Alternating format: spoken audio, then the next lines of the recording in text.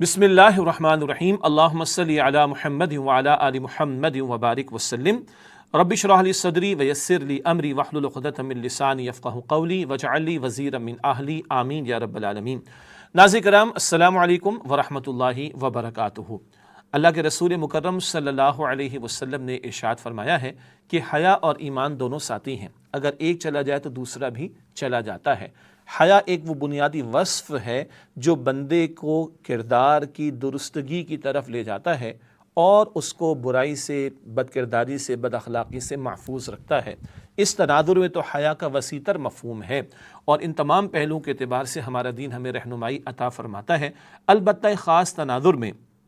جہاں معاشرے میں شیطانی ایجنڈے کی تکمیل کی کوشش، دجالی تہذیب کو ہم پر مسلط کرنے کی کوشش، اور آج ہمارا فیملی سسٹم بھی اسٹیک پر آ گیا، نکاح کے پاکیزہ بندھن کا انکار بھی کچھ لوگوں نے کرنا شروع کر دیا، اور محرم نامحرم کی تمیز دین نے سکھائی لیکن اس تمیز کو ختم کیا جا رہا ہے۔ مرد اور عورت کی دائرہ کار کو علیحدہ بیان کیا گیا، مگر اختلاط مرد و زن انتہائی شکل میں اب ہمارے سامنے ہے، اور فحش باتیں، عریانی کی باتیں، بے حیائی کی باتیں، بے پردگی کی باتیں ہمارے میڈیا پر بھی عام ہیں اور تعلیمی ادارے بھی ان سے محفوظ نہیں۔ ہر گزرتے دن کے ساتھ نئے نئے بے حیائی کے واقعات ہمارے سامنے آ رہے ہیں، عصمتیں پامال ہو رہی ہیں، جوانیاں لٹ رہی ہیں، عزت تار تار ہو رہی ہے، خاندانی نظام برباد ہو رہا ہے، نکاح کے پاکیزہ بندھن کے برعکس زنا کے راستے آسان ہو رہے ہیں۔ اللہ تعالیٰ میری آپ کی ہم سب کی حفاظت فرمائے۔ رحمان عفت کی پاکیزگی کی بات کرتا ہے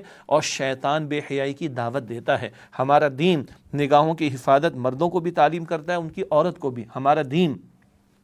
حجاب کے احکامات عطا فرماتا ہے، البتہ سطر کے احکامات مرد کے لیے بھی ہیں اور عورت کے لیے بھی ہیں۔ ہمارا دین مرد اور عورت کی سیگریگیشن کی بات کرتا ہے۔ ہمارا دین نکاح کے پاکیزہ عمل کو آسان قرار دیتا ہے اور زنا پر پابندیاں لگاتا ہے۔ مگر کیا کہیں کہ آج ہم اپنے معاشرے کی جو صورتحال دیکھ رہے ہیں، کبھی ٹرانسجینڈر ایکٹ کے عنوان سے ہم جنس پرستی کے فروغ کی کوششیں، اور کبھی اور انداز سے تعلیمی اداروں میں، حتیٰ کہ 14 اگست کے دن حکومتی سطح پر اپوزیشن کے جلسوں کے اندر بے حیائی کی باتیں، فحاشی کی باتیں، عریانی کی باتیں، ناچ کود کی باتیں، مرد و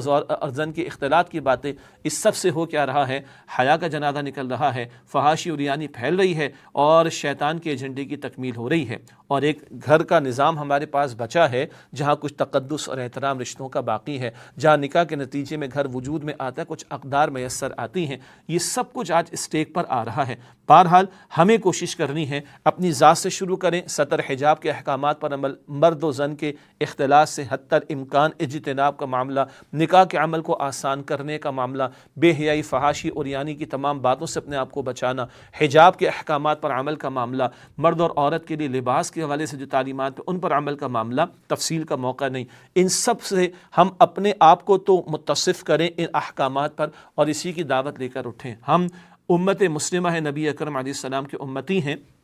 جنہیں اس کام کے لیے کھڑا کیا گیا کہ کنتم خیر امت اخرجت للناس تأمرون بالمعروف وتنہون عن المنکر، تم بہترین امت ہو جنہیں لوگوں کے لیے برپا کیا گیا، تم نیکی کا حکم دو گے، تم بدی سے روکو گے۔ تو یہ نیکی کا حکم دینا، بدی سے روکنا، اس کے ذیل میں عفت اور پاک دامنی کی باتوں کو پروموٹ کرنا، فحاشی اور یعنی کی باتوں کو روکنا، یہ بھی ہمارے فرائض میں شامل ہے۔ الحمدللہ تنظیم اسلامی اپنے اس فریضے کو انجام دینے کی مستقل کوشش کرتی ہے، مختلف مواقع پر مہمات کا اجرا کرتے ہیں، اہتمام کرتے ہیں، اور انشاءاللہ تعالی ماہ فروری کے آخری ایام اور ماہ مارچ کے چند ابتدائی ایام کے دوران میں، سن 2023 ہم بات کر رہے ہیں، 2023 ماہ فروری کے چند آخری ایام اور ماہ مارچ کے چند ابتدائی ایام میں پاکستان بھر کی سطح پر ہم حتی الامکان کوشش کریں گے کہ حیا اور ایمان کے عنوان کے تحت مہم کا اہتمام ہو، جس میں بہت سارے امور ہیں۔ انشاءاللہ آپ تک بھی وہ تفصیلات پہنچیں گی، سوشل میڈیا کے ذریعے بھی اور دیگر ذرائع کے ذریعے سے بھی، خواہ وہ خطبات جمعہ کا معاملہ ہو، دروس قرآن کا معاملہ ہو،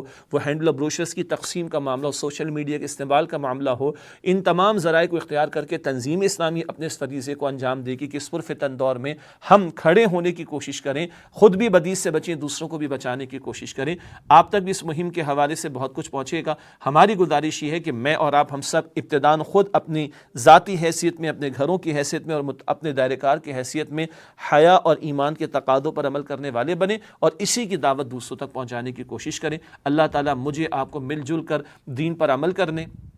دین کی دعوت کو عام کرنے، نیکی کا حکم دینے، بدی کو مٹانے، اور اللہ تعالیٰ اپنے دین کے غلبے کی جد و جہد کی توفیق عطا فرمائے۔ وآخر دعوانا الحمد للہ رب العالمین، والسلام علیکم ورحمۃ اللہ وبرکاتہ۔